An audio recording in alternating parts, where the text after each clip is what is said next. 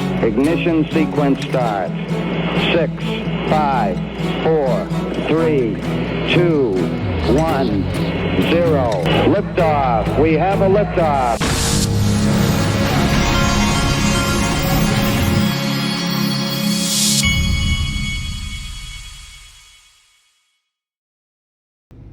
Hey everybody, this is the Digital Asset Investor, and I do have my blue drink. I'm ready to go.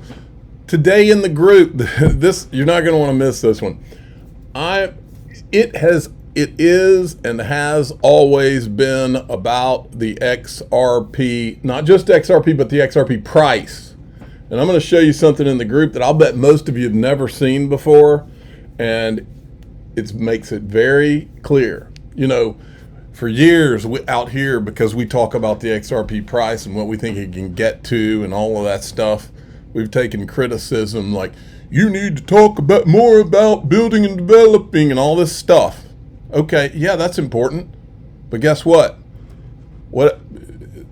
Just because certain people don't focus on the XRP price doesn't mean that that's not what it's all about. It is what it's all about. I can prove it.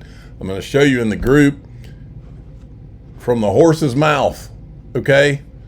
And this is something I don't think I've ever shown before, but when you see it, you'll know it. It'll be very clear, and you'll understand. Brad Garlinghouse, if you remember, and by the way, if you want to join the group, go to daixrp.com to join through the Patreon, or you can join, if you'd rather, through YouTube, clicking the join button below any of my YouTube videos. This is Brad Garlinghouse last year at the Digital Chamber of Commerce satellite event at XRP Las Vegas 2024. If anyone thinks that Ripple is not 100% behind XRP, is just missing, they've lost the plot. Like, we're totally committed, and we will remain totally committed. Yeah. And why wouldn't they? Why in the world would they not? By the way, go to xrplasvegas.com to get your tickets. We're about 15 or so days out. And this is from Vet. It's going to be legendary. XRP Vegas is going to pop off. They'll be on stage Friday at 10 a.m. Here's the developers, the builders focus here at right after Brad Combs does the opening remarks. The developer onboarding in 2025 on the XRP Ledger. Easy A guys, Dom and Phil, $25K in prizes, moderated by Vet. Builders we need, community. I'll tell you the builders we need is guys that are optimistic, not just about the building developing side, but also optimistic about XRP and crypto and prices and where this crypto market's going. That's what we need. That's what we've needed for a long time. Why can't you have both?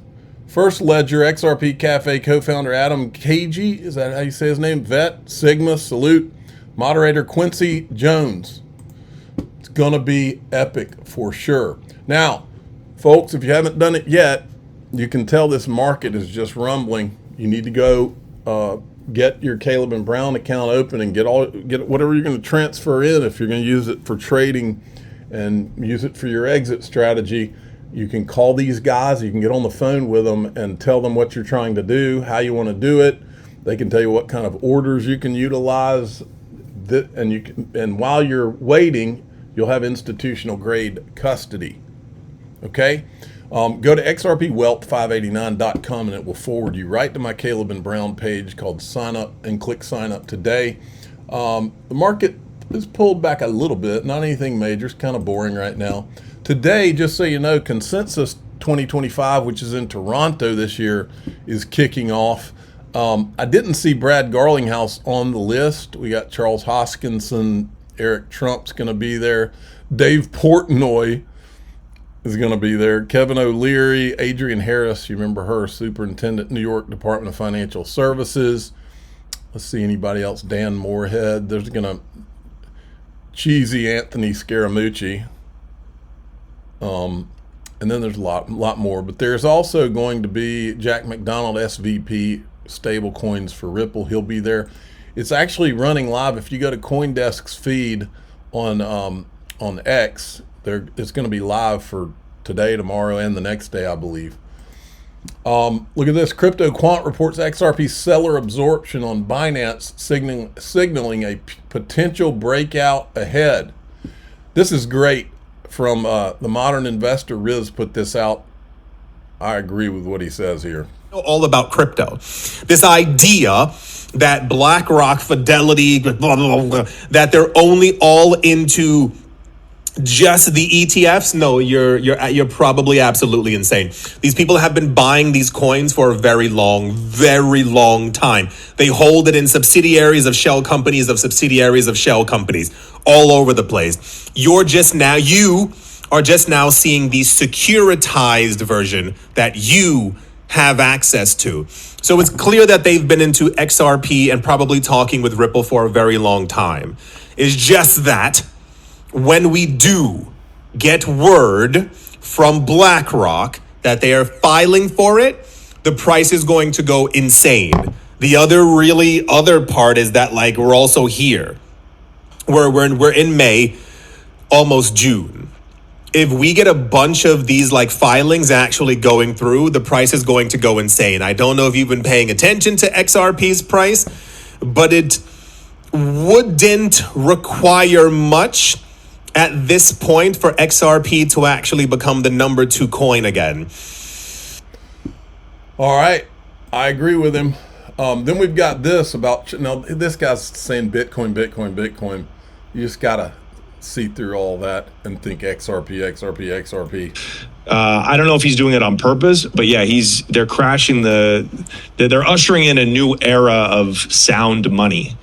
Sound money meaning its currencies are backed by something that can't just be printed. But don't you feel like Bitcoin is backed by nothing? It's just thin air? No, it's backed by energy. It takes a lot of energy, and it takes coding and hashing, and so it takes a lot of energy to make Bitcoin. You know what I mean? So how are you investing in Bitcoin right now? Like every little bit you get, you take a certain amount out, and you throw it into Bitcoin? Yeah, and I have majority or like a little bit?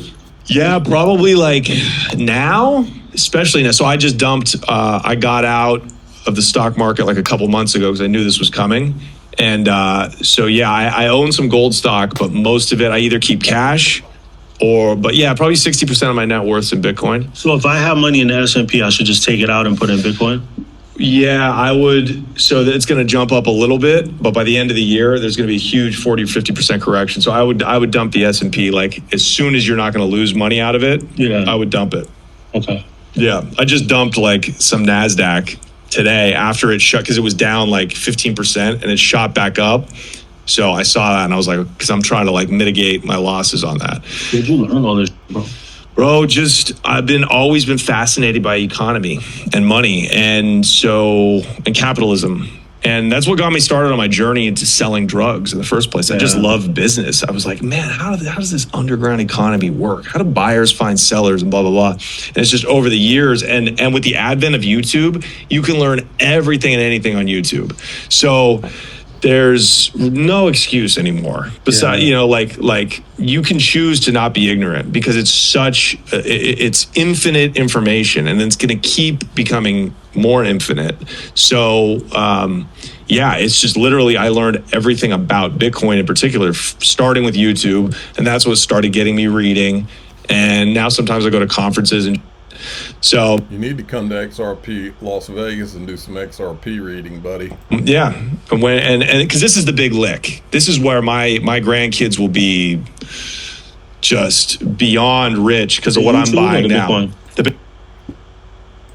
I do think your grandkids will be rich, even in Bitcoin. Okay. John Deaton was reacting to Ryan Selkis's videos saying if we don't get stablecoin legislation, then we won't get anything until like 2029. He says, I agree when he says if Congress can't get the Genius Act passed, we won't see a market structure bill, which means we won't see any long-lasting reform till 2029, depending on how the presidential election goes. And he says because the Genius Act is a no-brainer, any politician can get behind if they're willing to put the American interest ahead of politics. Stablecoin legislation isn't even really a crypto bill and should be called the dollar dominance bill. Yes, exactly. He's exactly right. If these Democrats or whoever's trying to vote against this doesn't understand that, and if they do understand that and they still vote against it, they're literally voting against America.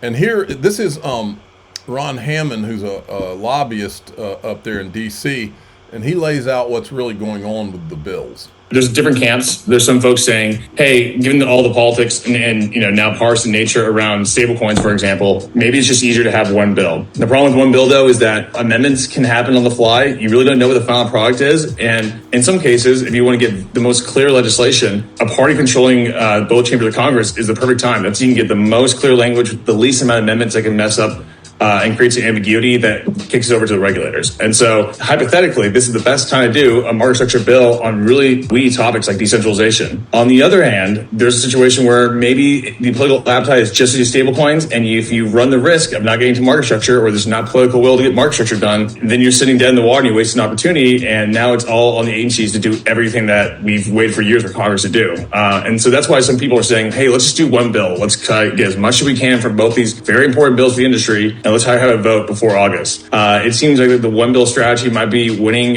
just given the current landscape right now. Will it happen before August? It remains to be seen. Again, it just depends how long this track.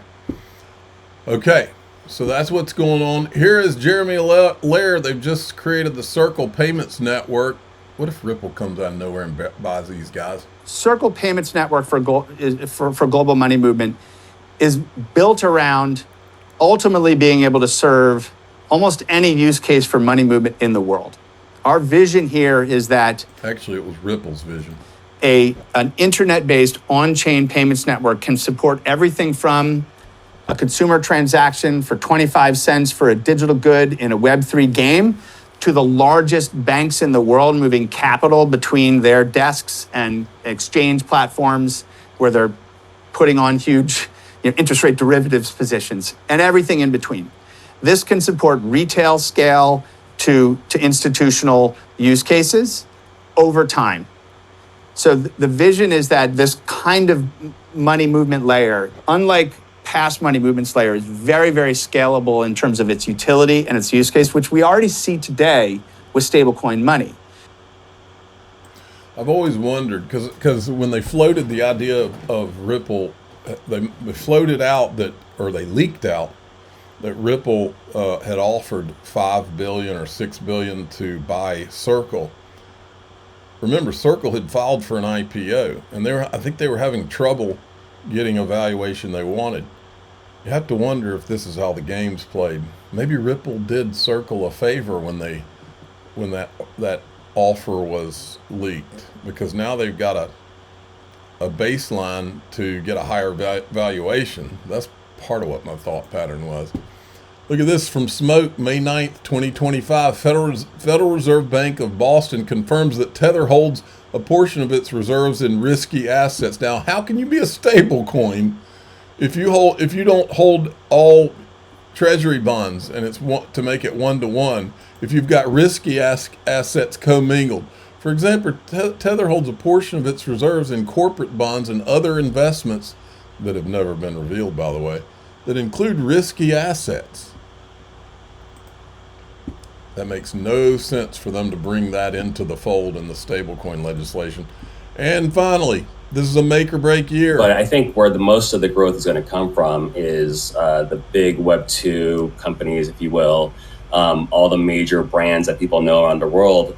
They're definitely going to be leaning in if they're not already.